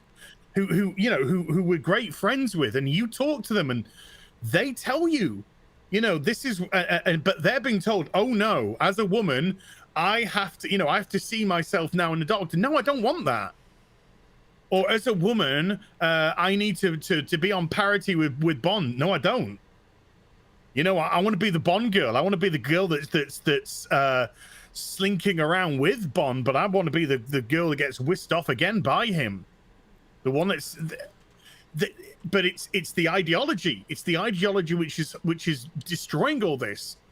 Because they're now looking at this from an ideological standpoint and not from a logical standpoint. Because if we were to go into MI6 right now, and I know spies don't look like Bond, they look probably more like me. You'd be surprised to find out, folks. Than James Bond, they look like fucking everyday people that you'd never even imagine. Because if you look like James Bond and you're handsome and fit, everyone looks at you. You stand out like a sore thumb, exactly. But but if we would be given the training would be, you love them, you leave them, you use sex, you use violence, you use whatever it is necessary to get that information out. So my question to you now is, where are these stories going to be in 30 or 40 or 50 years? Like right now, we're in the middle of this weird subversion of these classical escapist storytelling tropes or franchises or all this. And I find it odd because the stories are not satisfying. No. So ultimately, they're not going to have the same fulfillment that we all got from these stories when we were kids or whatever. And I don't think that these stories that are changed on ideological grounds are going to take hold in our imaginations the way other things did. So are you going to watch Black Widow again? Well, there's not, to be honest, there's not a whole lot. Like, the thing that gets me to watch movies over and over and over again is the character interplay. And I was telling somebody, like the other day, I don't know if I was on this, it might have been, I watched the first half an hour of End Game. I love the first half an hour of End Game. I love all the character interplay, everything when Scott Lang comes out of the quantum realm and he doesn't know what's going on. And I love the conversation between Black Widow and Steve Rogers when he talks about whales coming up the Hudson River and, you've got a friend and just, it's all, and yes, of course, they go get Thanos and they chop his head off and all that. But the 5 years later bit, it's all character. And while they do chop Thanos' head off, I just dipped in. I just watched the first half an hour and I quit watching when they got to Tony Stark's house because I was going to go to bed anyway. I watched more than I thought. And I loved all of that is character interplay. And then it goes to the 5 years later after Thor cuts Thanos' head off. And I'm like, I love this. Like, I love these characters. And Infinity War is even more so. The entirety of Infinity War I find wildly entertaining. And once all the characters start mixing and matching and all the interplay between them, it's like reading my favorite Marvel comics ever when I was a kid. And with Black Widow, like you said, dour is a good word for it. Because even in a James Bond movie, you have an opening title sequence where you get this slam. It's like the end of a movie you haven't seen. You know, and you're watching the climax of another movie, which is immediately fun and exciting and amazing to be in, and something happens. Usually, before the Daniel Craig era, it wouldn't have much to do with the rest of the movie. Sometimes it did. But it was always great. The pre-title sequences were always fun and exciting. And I felt like Black Widow didn't really... I mean, you saw the family has to flee. You see Black Widow as a little girl, and the family has to flee. And I'm like, it would have been really nice to see Black Widow at the height of her powers while she was a widow doing some crazy shit. Like maybe she was on some mission that it was incredible and she accomplished something great. So they showed her being really good at her job. Now, you saw Yelena doing a little bit of this stuff, but not really. You didn't get Natasha's story because she was on the run the whole time. And I would have liked to have seen, and it wasn't, for whatever reason, I wasn't as entertained. Like, that's why I went back and watched Endgame, because I'm like, how is it? I thought it was really well directed. I like the fact that they spent a lot of time out on real locations. They were really in Budapest. They really went to Norway. It wasn't so green screen heavy. I really liked all of that. And I'm like, but to what end? Where was a great action sequence? I mean, they had the scene on the bridge, but that bridge could have been anywhere. If you're in Norway and you've got, where's this big outdoor scene? Why wasn't there you know what I was wishing? I wanted a ski sequence. There hasn't been a ski sequence. A spy. That's what I wanted. Yeah. I wanted a sexy Natasha Romanoff spy that could seduce and kick ass. You had the premise for a female Bond right there and then. And the difference between her and Bond, she's living in a superhero's world. Right. That's her kicker. She's living in a superhero's world as a highly trained spec op, essentially. Yeah, and you could have crafted a fun. You could have done. I mean, I would have preferred the Budapest story with Hawkeye after her to kill her. Right.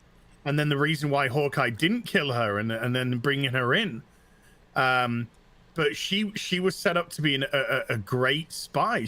Because that's what she is, and the interaction between her and Loki in Avengers is brilliant. And it's also layered as well, because to break Loki, she has to compromise herself. So she has to let Loki literally tear her apart about what she's done, the death of Dreykov's daughter, which is mentioned there. But, people are going 4D chess. No, that was a throwaway line just because it was read on her ledger and then, blah, blah, blah. But then, when she found out where it's like, you brought the monster, and then she was like, oh, Banner's the play. Oh, thank you for your cooperation. And then she goes, but then when she fights Clint and she recovers Clint, and they're sat there together, two normal people, non-super powered people, and they're talking to each other, and because she's so close to Clint, she says, I'm compromised. And it's just like, oh, yeah, so good. That is character. That is just, and that is what this 10 years have done. 10 years of character building. And now Marvel don't want that anymore. They don't want that anymore. They just want to quickly splice in their new and improved heroes. And it's now tell, don't show, tell, don't show, tell, don't show. Yes. Now, Mr. Tickle Trunk says, "Love you guys. Hi. You're both totally crushing it." Ignacio Sanchez says, "Listen to you talk about Black Widow. The Long Kiss Goodnight, starring Gina Davis, is one of my favorite movies. Charlie Baltimore was a great character that could have been the next great female badass, being sexy and deadly. It was born before born." You know, The Long Kiss Goodnight, even though it was directed by Rennie Harlan, it's that Shane Black script, and I really liked that storyline and all of that. Underrated film. But I agree. And now our friend S. Beam, who's doing figures of me and Justin, says, "Have you guys seen the 1/12 What If figures yet? Would be cool if I collected 1/12. Also, I am willing to do a preview stream that Justin mentioned yesterday once I finish your figures. Hey, man, you're welcome to come on this channel. I'll give you a preview stream. But I haven't seen... Have you seen the 1/12 What If figures? No. You know what I want more than anything? I don't... Me to never see the coming What If. I want a 12-inch Hot Toys... Even though it's not 12 inches, I want a Watcher figure. Now, the Watchers have been in the Marvel Cinematic Universe. We saw Stan Lee with them. I was hoping, because the What If comic, the What If comic was always had a Uatu. You know, the Watcher would come out and say, in a different universe, you've seen how it goes, but here's... I want a Watcher 12-inch figure. I want... You could have him with the astronaut Stan Lee, then. Yeah, I know. That's what I kind of want. I want that. I don't know if they're ever going to make that, but I want it. So, you know. I can see that. I want to see that, man. That's what... I want a 1 in 12 Azrael Batman. Well, yeah, where can we get that? Somebody's got to make one. Nowhere at the moment. Nowhere at the moment. So I don't know. I don't know. Make stuff. Come on, make stuff that we want. It's true. No, I'll rephrase that. Make stuff that I want. Dominic Smith and Lizzie Venus both became channel members. Thank you. Congrats. Norwegian Kryptonian says, "Is Herman or Masters of the Universe, or pardon me, Herman, is He-Man or the Masters of Herman? Is he, because it's one word. Is Herman? Is He-Man or the Masters of the Universe gaining any new fandom now? What do you think?"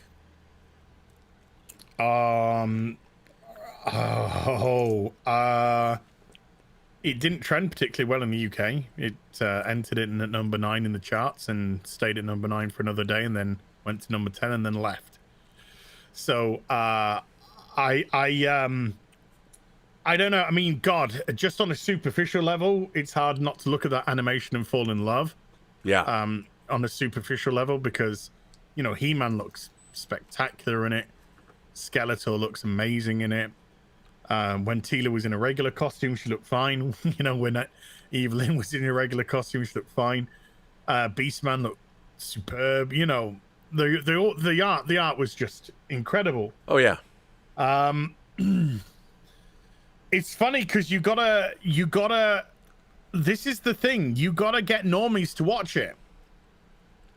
You gotta get normies to watch it, and the thing is, sure, we're nerds, we're fans. You know, call us what you want.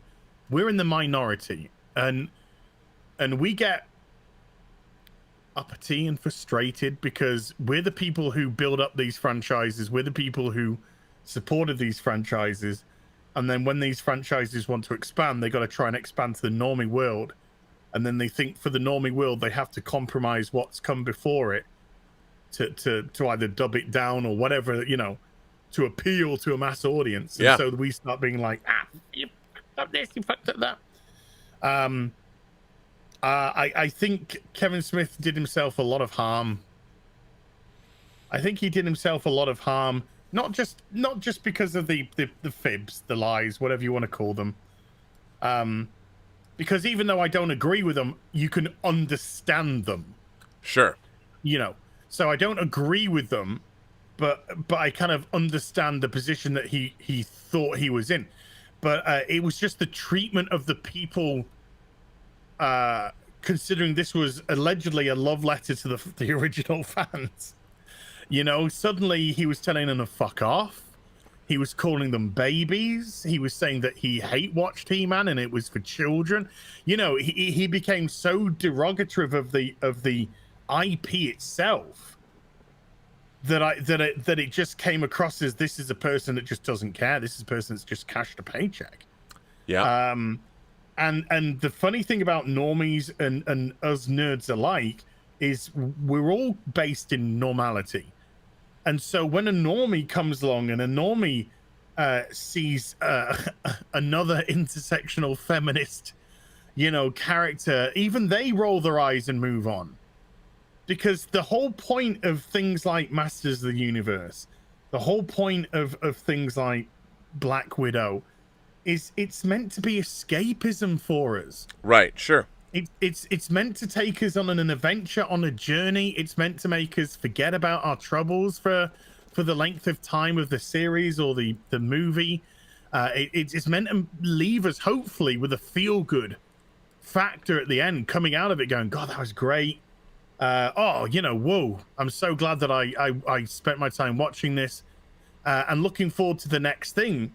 But if you're going in and you're just getting some very selfish people's ideology thrown at you, and it's not fun, and you're not finding yourself immersed, and you're not finding it interesting, and you're finding the characters obnoxious or highly unlikable, and in my case, I just couldn't connect with He-Man because of Teela. I just couldn't connect with it because she was so obnoxious, just thoroughly obnoxious and horrible. And to be honest with you, somebody needed a resurrect Sean Connery to give her a slap around the face. And you know, it just took me out of the series. And if you take somebody out of the series, they're not going to bother. Why bother? And you'll notice that there's been a rather big surge in recent history for people to start going back and watching older television programs. Right. Whether it be stuff that they used to love as a kid or the stuff that they kind of missed along the way. That nowadays you're watching and be like, holy shit, this is amazing. On a personal level, I just rewatched the whole 4.5 seasons, I guess you could say 5.5 seasons of Person of Interest, because I just wanted an interesting, fun sort of story that was about the surveillance state. Yep. But did it in a really fun manner and twisted it to a mega story, which was interesting without, you know, with saying what it wanted to say about the surveillance state, with saying what it wanted to say about the nanny state.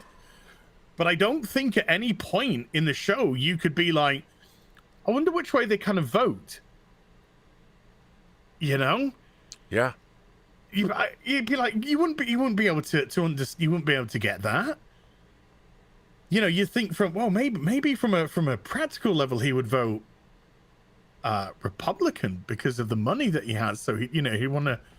But there again, you think, but what they're doing is you know, anti, and you know, so you wouldn't be able to do that because the show was very clever in the way that it wrote its stories, because it was there to entertain. It wasn't there to lecture. Right. And if you go through who wrote these stories, if you go through who directed these stories throughout the whole of the series of Person of Interest, there is a huge mix of men and women. And the thing is, you'd never know. And do you know why you'd never know? Because once upon a time, we never even looked. We never even looked. We just based a show on the quality of the show that was presented to us. We weren't there going, do you know that was written by a woman? You know. Well, also, I think that so what? You know, stories have to have a truth unto themselves. Sure. And now that's what I find frustrating is that story, especially in Star Trek, there is no storytelling truth. It's unto itself. It's as if, like, are you in your own? Are you looking at this universe? And like we talked about earlier, when I looked at, I saw the Ghostbuster trailer, I'm like, okay, these people are clearly, extrapolating on what would this be like 37 years later, and it felt real. And we could immediately tell, you and I watching the trailer, it was immediately apparent to us, at least the way they've couched it in that trailer, that what's going on here feels real. And to me, that's the mark of a great sequeler. And I find it so strange. Like, one of the problems I have, we talk about Top Gun, what fighter pilot would be, I mean, there's still people that stayed in the service for a long time. But are you going to still be pulling G's? Are you still going to be being a fighter pilot? If you were a fighter pilot in 1986, are you going to be a fighter pilot in 2021? Well, you're not. You're going to move on. You're going to become a commercial. You'll be a commercial pilot and then probably retire. I mean, it's such a bizarre. So immediately, they make a joke of it. Why are you still here? But it's like I can't. It's just bizarre. Like, who stays in that position? And I feel like when we see these new reboots of something, like, that's why Ghostbusters has to be totally different. You can't imagine the remaining Ghostbusters chasing ghosts. I mean, if that were the case, if the world of Ghostbusters continued on, everything humanity knew about itself would change because of the afterlife. They can still, in the first Ghostbusters, they'll chalk it up to some strange phenomenon, weather patterns. But if we knew that Gozer the Gozerian was out there and that these powers could be tapped, the religions of the world would be, the whole fabric of our society would collapse under the knowledge that all of this supernatural stuff existed. People would be exploiting it. The Ghostbusters' power would be co-opted by the militaries of the world. What would happen if, say, all the powers of the demons from Asia, or the demons from ancient Egypt, or all the supernatural forces from all the different mythologies around the world would eventually be unleashed? The Earth would be destroyed. If that were. So you got to think that, okay, the Ghostbusters, whatever happened, it was all covered up. It was only a couple of time thing, and then it went away, because they would have irrevocably changed humanity with the knowledge that all of this is true. The afterlife is real. You can access it. This would be a very big problem for humanity. And so I like the idea that all of this was now almost a myth. You can go back and watch. We have a much more theological society, I'll tell you that for nothing. I know, it's crazy. I gotta jump. Sorry. Go on. I was gonna say, we got to jump off the streams shortly. Okay. But I want to get through the last. Stubble says, interesting. Stubble says, it's always a mistake by a creator to engage with critical fans. There's no way to win. Similar to what we hear in some police shows. You have the right to remain silent. Anything you say can and will be used against you in the court of public opinion. I mean, look, one of the things I learned very early on when I made Free Enterprise, which was highly criticized by people, your first impulse as a creator is to jump in the fray. I agree. You cannot do it. You cannot do it. There is no way to win. If you've made work, the work should speak for itself. Everything you wanted to say, it should be there, and it should stand on its own. And if there's criticism, that's on you, man. That's on you. What could he possibly gain? Nothing. Nothing. No, There was no gain from it at all. No, and people I've just never understood, and I've always told other filmmakers, I'm like, okay, like even the filmmakers that I work with on Tango Shalom, these producers had never made anything like this, and it was very interesting. There was a trans woman who reviewed the film and called Tango Shalom Hasid-sploitation. And came after, it was very much a very leftist point of view. And I found it, I said to them, I'm like, dude, this is the best. We should put this as an example of Hasid-sploitation on the poster. I'm like, that's the most amazing shit ever. Of course, they were very upset by this. And I'm like, you can't worry about it. You've made your film. There's going to be people that hate it. Because it's not Gone with the Wind, or I shouldn't say that. I should say Lawrence of Arabia. Yeah, there's no Lawrence of Arabia, something like that. But anyway, I think that as a creator, like it's like us. You want to argue. If I were to go into internet, if I were to go argue with people, I mean, sometimes I comment when people have thoughtful comments, but I try and keep a good conversation going. But if people attack me personally, I'm not gonna. I stand nothing. I can gain nothing from engaging with that. You can't win. You can't win. So I agree with Stubble. Fats, hashtag Cisco Core, said the last Starfighter needs a Hot Toys ship. That would be the Gunstar. And if I could get a 6th scale Gunstar, it'd be gigantic, and I would love to have it. I'd live in it. Infierter asks if we've seen the Ghostbusters Afterlife Hasbro toys. Yeah, typical toys. Fine. Yeah. I'm sort of, those aren't the modern day sort of things like that. I'm not massive, that's not massively what I'm into or wanting to, collect. The Transformers stuff, yeah, because the Transformers stuff is just like, look, it's substantial, huge, and freaking awesome, to be honest. Plus, they're also toyetic. A lot of the time, when you're going to collect kids with ghost hunting equipment might not be as toyetic as, say, the Transformers are. Yeah. I mean, and they were sort of that big as well. Yeah, I mean, I like robots.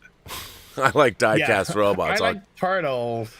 Mr. Tickletrunk says Chibnall subtracts demographics. That Stephen Moffat interview, quote, needs to be played on repeat as to how Doctor Who used to be written for everyone. Well, that's the thing. Classical storytelling should be written for everyone. And also, that's why Star Trek appealed to me as a child, because the writing was for everybody.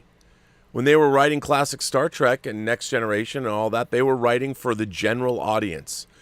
Yeah. And that's why I find modern, especially Picard, all the death and murder and just like, who are they writing this for?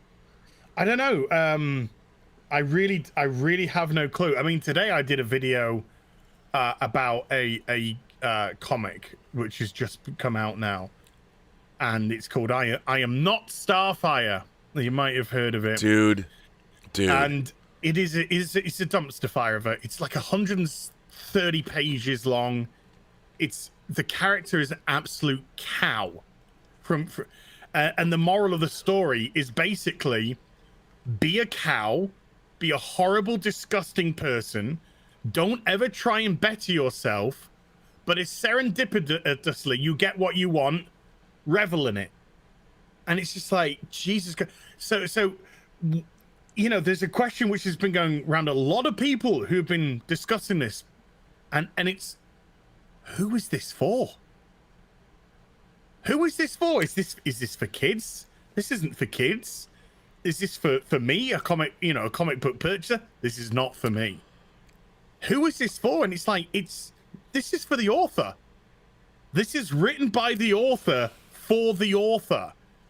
Yeah, and this is where we are in a lot of writing. It's just become so narcissistical. It's just become so selfish and self-centered, and that's why we're getting narcissistical, self-centered characters, because the stories which are being written aren't for the general populace. They aren't for everybody to enjoy. They aren't for everybody to engage with. No, they're written not just specifically, but uber specifically. Starfire is one of my favorite characters in the DC universe. I loved the new Teen Titans when they were introduced in 1980. And President. I read some of that comic, and I'm like, first of all, why? I really don't understand. Did you hate your mom? Like, why would you hate a character, this sweet, beautiful alien presence? I mean, hate her sister, Commandar, or hate whatever. But why drop? Why? I didn't understand it, and I'm like, like you said, I'm like, who is this for?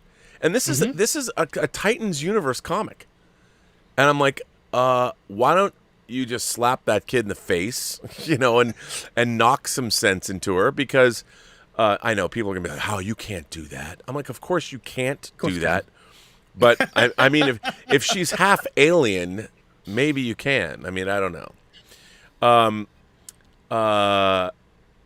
S-Beam says, Uatu the Watcher is the Build-A-Figure in the new What If line. Yeah, but he's only 12 scale. Hoping to have the R&B and John Campea figures done August, September. I keep coming into setbacks because of work. Hey, take your time. Make them as good as they can be. S-Beam, you know where to find me. Mr. Tickletrunk says, once again, a little reminder, you guys rock. You guys. Sandy Q became a member of the channel. Thank you, Sandy Q. Manowar665, the neighbor of the Beast, didn't bail today, was camped out in front awaiting delivery of my Reaper Miniatures Kickstarter. Ooh. My pamped pile of shame army laughs at your feeble 1/6. Well. And you missed us talking some very nice stuff about 1 in 12s earlier, but since you've said that. Yeah, we were talking favorably. We are showing, let me just, you might have missed this, but I do want to show that we did show the Mafex Cyborg Superman from the Reign of the Superman that's coming out. Look at this figure, just so you know, we gave the 6 scale figures some love. 12th scale. 12th scale, pardon me, that's what I meant. Fat Steven. And I did order that, by the way. I've ordered that. You did? I pre-ordered that Cyborg Superman. Wow. Hell yeah. Well, there you go. It's going to go with my Azrael. I've got a Azrael Batman. This is perfect. It was all at the same time. I'm probably going to get the Superman. If you please release the Eradicator. Oh, I know. And Superboy. That'd be great. If you do this, or Steel. John Henry Irons to go with them all. I would get those. Hell yeah. I would get those. Have my little Reign of the Superman collection. Yeah. Fat Steven, hashtag Cisco Core, says, apologies, I meant plural. The Star Car, the Gunstar, and the Kodan Swarm. All in 6 scale. Those would be quite big. The Star Car would be pretty awesome. But then you'd need a Lance Guest. You'd need a figure. Then you'd need the alien. What's his name? Forget the alien from Last Starfighter. Not Jakar. Oh, it's been a while for me. It's Dan O'Hurley. He's alien. I would want him. Nick Titan Aries says, Stargirl trailer, what did you think? I haven't seen it. I'm probably not watching season 2. I think I burnt myself out with season 1. Yeah. It was fine, but fine ain't gonna cut it anymore, I'm afraid. It was okay. Yeah. Well, I think we come to the end. Only because I have to jump off this stream. Sure. And we've got 2 hours and 15 minutes. The shortest show ever. I know, right? You never know. I want to thank, obviously, our moderating staff. Hey, Purple Valkyrie's here. I love Purple Valkyrie. I wish she could talk. I wish my moderators could speak. I just love listening to Purple Valkyrie's voice. Brian Hepburn, thanks for being here, for being moderators. Thank you for doing that. I don't know who else is here, but Brian Hepburn, Purple Valkyrie, thanks for jumping in. I appreciate it. I want to thank everybody for supporting the channel via Super Chats and tips. I want to thank everybody who watches this channel and becoming members and all of that. And, yes, so we will be back here on... let me ask you this. The first episode of Hot Toys, you said, is in a week. Would that be next week's episode of Hot Toys? Yeah, it's gonna be on the main channel still. So it's still gonna be on the main channel. Okay. And then I'm gonna, after the stream's over, I'm gonna shift it across to the other channel. Are you gonna do a show right away so we can all join you? Like watch you do something? Like if you did a Hot Toys, maybe midstream, we shift over. Like you say, okay, here's the new link. Join me in my new show. And that way you take over and be you do your first solo Hot Toys thing. That could be kind of cool. Well, with what I got planned for the first video, I think this might slightly be taken over. Oh. So. That's true. But I just think that'd be kind of cool to start a new show. I'm probably going to do a Lego build. I'm probably going to do the first stream is probably going to be a Lego build stream. And it's probably going to be during it might even be on the Thursday after the launch of the now is this going to be a live stream, or are you going to do it live, or are you going to do both? If I'm allowed to, yeah. If my live streaming is which I think it is, because I've been to the back end and I've looked at everything that I can and can't do. Like videos have got to be under 15 minutes at the moment until I hit the watch time type of business. Oh, is that true? I didn't know that. Yeah. When you because this is being treated as a brand new channel, So for it to even get monetized, I have to hit the 1,000 subscribers and the 4,000, yes, whatever it is, time. So yeah, I'm going to be putting a lot of effort in live streaming, because live streaming is a great way, obviously, to to kind of hit that goal. And then obviously when I do the promotion for it, I reckon I'll hit the 1,000 subs pretty damn quick. I'm nearly at 500 anyway, and I haven't even opened the channel. Wow, that's great. Well, it'll be fun. Purple Valkyrie. And on that note, sir. Yes. I think I'm going to end this. I'm going to sneeze again. Don't sneeze again. Gone. Everyone's going, hey, I froze with you. And it's gone. I tell you what I have done this stream. I've paid a Jazz Inc. invoice, which came through. I pre-ordered a Cyborg Superman.